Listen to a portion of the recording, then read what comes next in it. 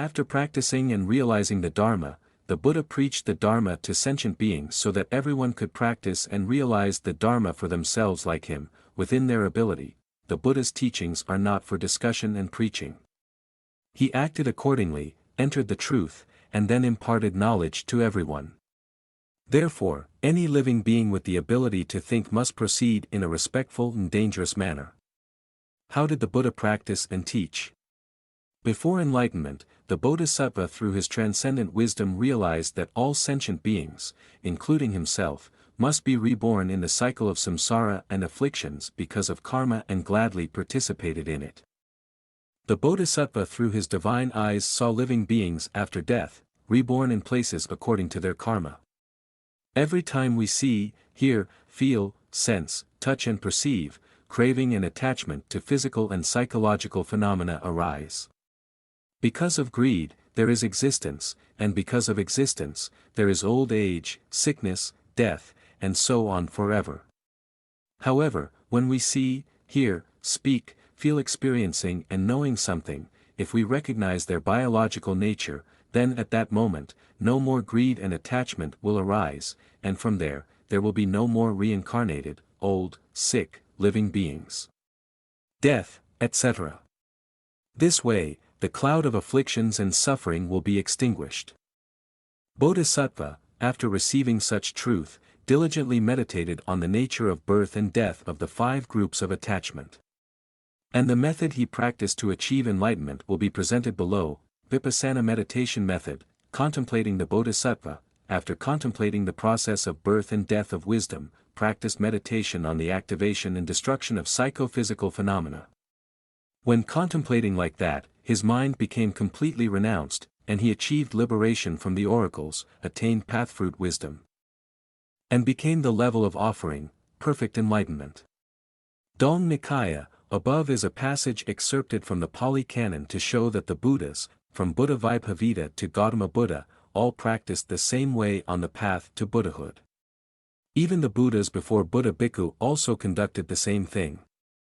In Dharma action, we must know how to recognize the true nature of the birth and death of psychological phenomena and things that occur in our body as soon as they exist. If we do not meet such a time of recognition, we will easily have a false notion that we are permanent, happy, and have a self. Because there is no immediate recognition at the time of hearing, seeing, perceiving, feeling and thinking, we cannot perceive psychophysical phenomena correctly, and that misperception is a sin. Happiness and self, and so join the existing symbols to spawn. Infatuation in Pali terms is called upadana. The psychophysical phenomena that are the objects of passion are called upadana-khandhas, 5 aggregates of clinging. Because there is no proper recording of psychophysical phenomena when they first arise, attachment arises and creates tools for wholesome and unwholesome actions right at the moment of death, when death comes to the edge, through a form, nimitta, or an indication towards the next life, birth sign, gati nimitta, becomes the object in the mind of the absorber and has an influence on that person's rebirth. Through rebirth, that person falls back into the tribulation cycle of old age, illness, death, etc. When we reflect on these things, we feel truly hopeless and heroic.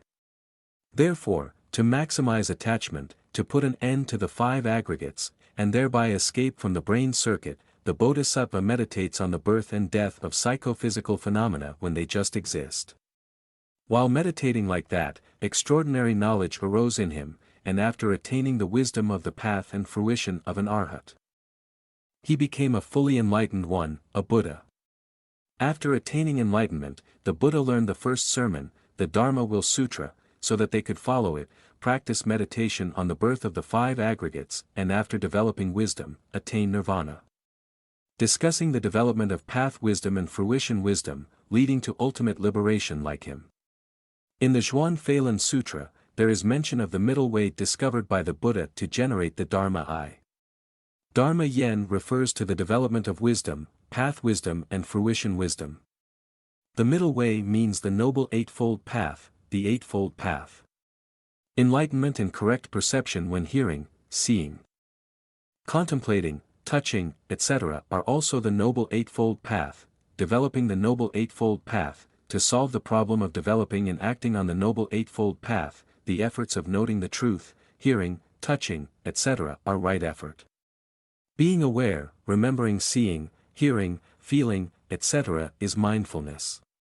Always pay attention to the subject of action, which is right concentration. All three verbal elements form the group concentration in the three studies, precepts concentration wisdom.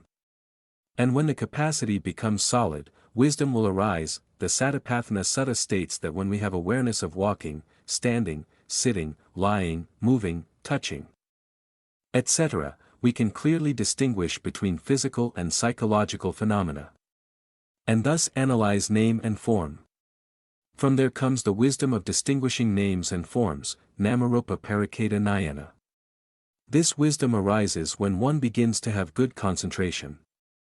Next, we can know that because of the intention to move, movement arises; because of the intention to sit down, the sitting movement arises; because there is inhalation, there is swelling in the abdomen; because there is exhalation, there is a collapse in the abdomen; because there is an object to touch, there is emotion. Because there is an object to note, recognition occurs; because there is the intention to note, there is noting, etc. It is a deep understanding of the interrelationship of cause and effect. This is the second insight, called the wisdom of distinguishing cause and effect, Pakaya Parigaha Nayana. As concentration becomes stronger with each noting, the arising and passing away of the object is immediately and clearly recognized. When we perceive this directly, the idea will arise that everything is impermanent and there is no pleasure, but only suffering. Life is just a phenomenon without an eternal self, variable in it. This is a realization arising from personal experience, and is called insight, Samasana Nayana. Also known as secular insight. Then there will arise the knowledge of instantaneously noting the arising and passing away of any object in each act of noting. That is the wisdom of knowledge of birth and death, Yudayabhaya Nayana. When one has this wisdom, the practitioner can see bright lights even in the dark. The body feels light, and the body and mind are very comfortable. Noting becomes better and pleasant feelings arise. Next, there arises an insight through which only the immediate destruction of all objects is clearly seen in all notings. This extraordinary wisdom is called the wisdom of cessation, Bhanga Nayana. Next comes the insights that in each act of noting, the object of noting is seen as terrifying, miserable, and frustrating. These are the wisdom of fear, Bhaya Nayana, the wisdom of misery, Adanava Nayana, and the wisdom of boredom, Nibbida Nayana. Next, a different insight arises when the body and mind are seen easily and calmly. This is the wisdom of equanimity, Sankarayupeka Nayana. From the wisdom of discrimination of name and form to the wisdom of equanimity, the mind is firmly attached to the object of noting to have a correct perception of them, which is right view and right thought in each act of noting. This is the wisdom part of the three studies. Developing wisdom until the wisdom of action and equanimity is based on the three branches in the concentration section and the two branches in the wisdom section of the three studies of Precepts Concentration Tuesday, belonging to the Noble Eightfold Path. This is in accordance with the teachings in the Zhuan Phelan Sutra, which teaches that practicing the middle way is to help generate Dharma. Right speech, right action, and right livelihood belong to the precepts section. Through serious meditation, this part of the precepts is completed. The three limbs of concentration, the two limbs of wisdom, and the three limbs of precepts combine to form the middle way, or the Noble Eightfold Path. By continuously noting each impact of hearing, seeing, smelling, tasting, touching, knowing, we practice the Noble Eightfold Path. The result is the development from the wisdom of discrimination of name and form to the wisdom of equanimity, leading to the arising of the Dharma. When the Dharma is fully developed, nirvana will be perceived through path and fruition wisdom, Magga Nayana, Phala Nayana. The Bodhisattva, through practicing the middle way, developed insight and after attaining arahantship, became a fully enlightened Buddha. After attaining enlightenment, he preached the Dharma Will Sutra so that others, like him, could realize nirvana through the wisdom of the path and fruition by meditating on the birth and death of mind-matter phenomena. Physical. In the Satipatthana Sutra, the practice of vipassana meditation is explained in detail. Briefly, this dharma can be divided into four main parts. 1. Contemplation of the body, meaning mindfulness of body movements such as walking, standing, sitting, lying, etc. 2. Contemplation of feeling, meaning mindfulness of feelings of pleasure, pain, neutral, etc. 3. Contemplation of the mind, meaning mindfulness of thinking, perception, analysis, etc.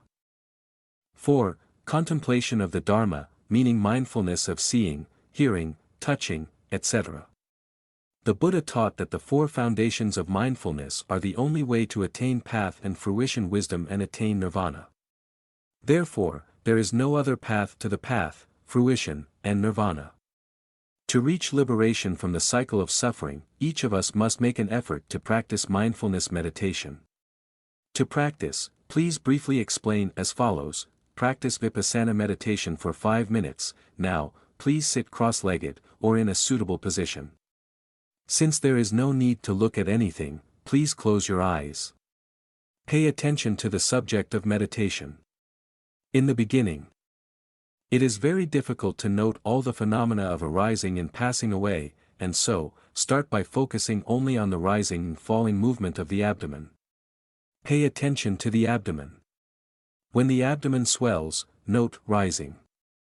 When the abdomen falls, note falling.